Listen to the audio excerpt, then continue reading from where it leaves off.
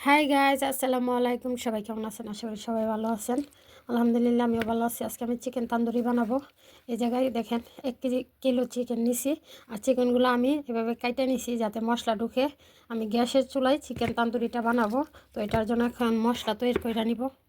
এখানে আমি half glass টক দই নিয়ে নিছি। টক দইটা ফেটে নিছি, কিন্তু দিয়ে দিলাম 1 চামচ ধনিয়ার গুঁড়া, 1 চামচ মরিচ, হাফ চামচ হলুদ, হাফ চামচ জিরার ফাঁকি, 1 চামচ গরম মশলা। এটাতে জয়ত্রী জয়ফল সব কিছু দেওয়া আছে।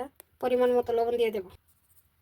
দিয়ে দিলাম 1 চামচ গোলমরিচের গুঁড়ো, 1 চামচ আদা বাটা আর 1 চামচ রসুন বাটা। আমি এই জায়গায় একটু টমেটো সস ব্যবহার করলাম। এটা এখন মাখায় নেব। এই জায়গায় আমি সাদা তেল ব্যবহার করতেছি একটু। আপনারা চাইলে সরষের তেল ব্যবহার করতে পারেন, আমার কাছে নাই, তার জন্য আমি সাদা তেল ব্যবহার করতেছি। মুরগিগুলো আমি একটা বলে নিয়ে নিলাম। এখন মশলা দিয়ে মাখাইয়ে নেব। এটা দেখেন আমি চিকেনগুলো মাখাইয়ে নিছি। এখন এটা রেখে দেবো ঘন্টা 2-এর জন্য। ঘন্টা 2 ম্যারিনেটে থাকবে। তারপর এটা আমি চুলায় রান্না করব। গাইছে দেখো 2 ঘন্টা পরে ফিরে আসলাম। বড় একটা কড়াই বসাই দিলাম। এটাতে তেল আর একটু বাটার গরম করে নিছি। আমি এখন চিকেনগুলো দিয়ে দেব। আমি 4 পিস চিকেন নিছি, 4 পিসে দিয়ে দিলাম এই জায়গায়। তো এটা আমি আস্তে আস্তে জাল দিয়ে ভাজা ভাজা করবো ঢাকা দিয়ে।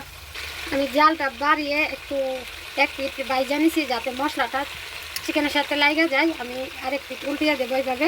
তারপরে জালটা কমিয়ে আস্তে আস্তে আমি এটা ভাজা ভাজা করবো। হয়ে গেছে চিকেন তান্দুরি। এটার লোক ফ্রাইড রাইস হলে অনেক ভালো লাগতো।